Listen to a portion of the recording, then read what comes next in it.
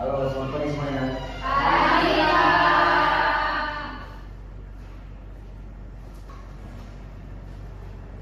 Oke, sebelum memulai pelajaran ini, apa namanya dulu? Assalamualaikum warahmatullahi wabarakatuh. Waalaikumsalam warahmatullahi wabarakatuh. Baik, apakah kabar anak semua sekalian sehat pada hari ini? Sehat. Semangat semua belajar ya? Semangat. Oke, kalau untuk yang teman-teman berkaji apa kemarin? Hadir semua. Oke, baik, sebelum kita memulai pelajaran ini, Bapak minta untuk ketua kelas untuk kita pada 2 hari menurut pakaian kita masing-masing. Baiklah, sebelum memulai pelajaran pada pagi harinya, sebaiknya kita baca doa menurut percayaan masing-masing. Berdoa mulai.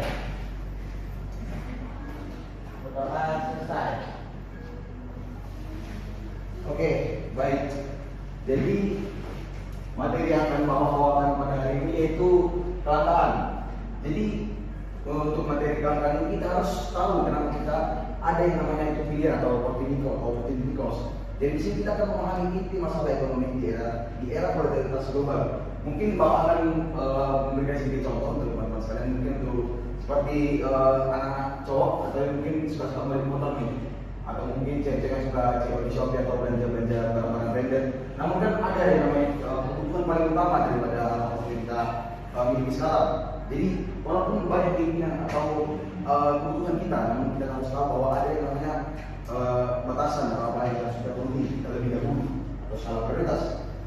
Jadi untuk pembelajaran hari ini ada tujuan yang Bapak bawakan, itu kalian dapat itu menganalisis hakikat kelangkaan, dapat mengidentifikasi faktor penyebabnya, dan menentukan pilihan berdasarkan biaya peluang yang sudah dibuat.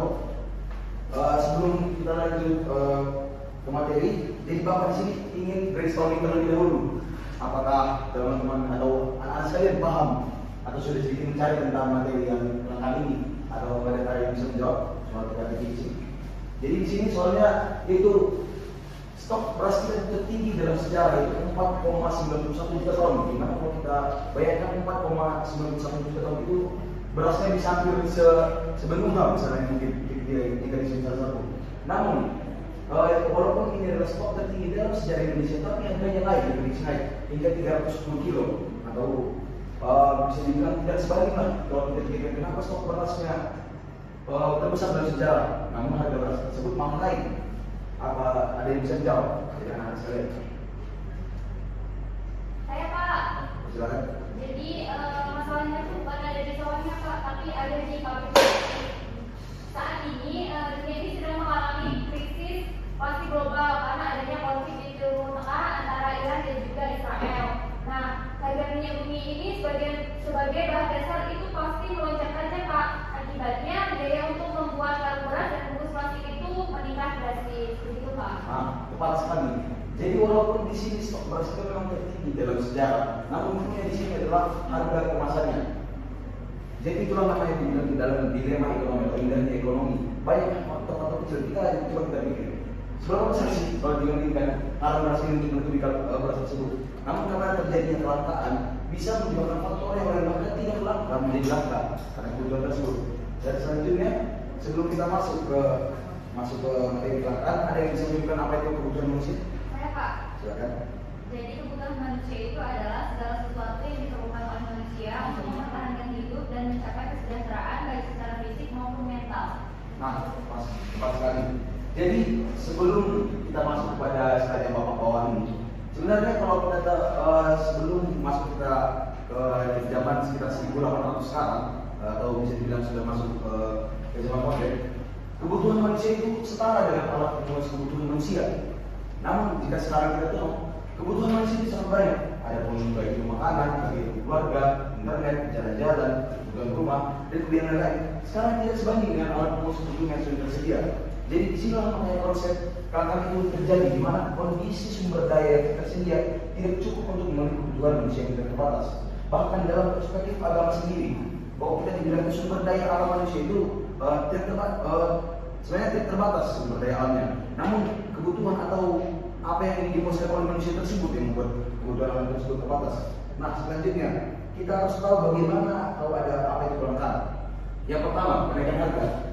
Jika anak sekalian ingat dulu waktu kita masa-masa awal atau COVID-19, kita tahu masker dulu harganya cuma 40.000 satu kotak. Namun seiringnya waktu, apa saja karena adanya pandemi tersebut, bahkan ada satu kotak masker bisa sampai 150 hingga 200.000. Nah, di sini kita tahu bahwa ada yang terjadi kelangkaan. Yang kedua, pengorbanan lebih. Mungkin anak-anak murid sekalian yang saya mungkin suka ini beli tiket konser atau cewek-cewek barang atau pre-order war gitu, sampai open war untuk cewek-cewek barang ataupun barang-barang ini gitu, atau barang-barang lain. Nah, itu sudah menjadi salah satu indikasi bahwa itu adalah kelangkaan karena memberikan pengorbanan lebih untuk mendapatkan barang tersebut daripada hal biasanya. Terus yang ketiga, stok menipis. Mungkin kalau teman-teman sekalian pergi ke supermarket atau kemanapun tempat untuk belanja barang-barang kebutuhan, atau bahkan mungkin hal mungkin sederhana mungkin belanja untuk kebutuhan sehari, mungkin beli telur atau beras lebih menipis. Nah, di situ sudah tahu bahwa adanya kelangkaan. Selanjutnya, mengapa barang itu bisa langka? Yang pertama, pertumbuhan penduduk. Ini bisa menyebabkan terjadinya kelangkaan. Karena yang pertama, harus kita tahu, setiap harinya 300 sampai 400 ribu bayi lahir di dunia. Namun jika dibandingkan dengan kematian, 150 hingga 170 ribu angka kematian. Jika kita hitung itu sama dengan 4 detik bayinya lahir. Di mana saat Bapak berbincang sekarang yang untuk mengatakan 4 bayi pada detik itu lahir, sudah terlahir sekitar 12 bayi hingga saat ini. Hanya untuk saya mengatakan hal tersebut. Nah, di situ makanya terjadi kelangkaan. Terus yang kedua ada kesejahteraan teknologi yang sudah kita tahu bersama bahwa teknologi Indonesia ini jika dibandingkan dengan negara lain, bahkan tidak usah negara hidayah, negara yang sama-sama berkembang seperti Filipina dan Thailand, itu sudah memiliki cara kesejahteraan teknologi sekitar 40 tahun. Terus yang ketiga, bencana alam yang lebih. Dan dengan prediksi pada April 2022 ini akan terjadi El Nino yang membuat petani itu bergejolak ingin menanam atau masih bingung bisa dibilang menanam. Terus keempat, geopolitik. Nah, mungkin ini adalah faktor terbesar yang bisa dibilang yang menyebabkan barang itu jalan ke tanah, dan di sini bisa terjadi kelangkaan yang bahkan makanan, bahan-bahan baku, industri dan lain-lain. Terus yang kelima, letak geografis.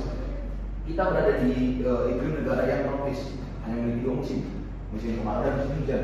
Beda dengan negara-negara musim seperti negara daerah, terutama yang sudah besar seperti Amerika.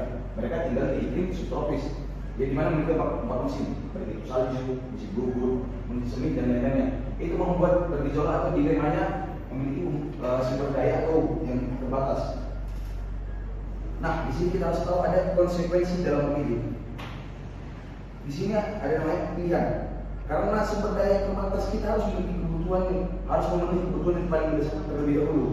Jadi di mana sih kita perlu lihat biaya penuh dengan nilai alternatif terbaik paling pilihan.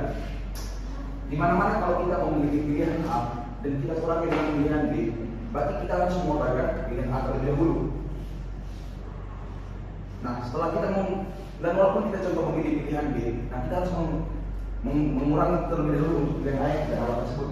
Contoh, ada pilihan yang pertama ingin membeli pulpen dan pena, pulpen dan pensil. Namun untuk kebutuhan anak kuliah sekarang yang lebih penting apa? Pensil atau pulpen? Nah, pasti kita akan membeli pulpen terlebih dahulu karena itu adalah yang sudah kita lakukan terbaik dari pilihan kita tersebut. Itu makanya kenapa kita memilih pulpen.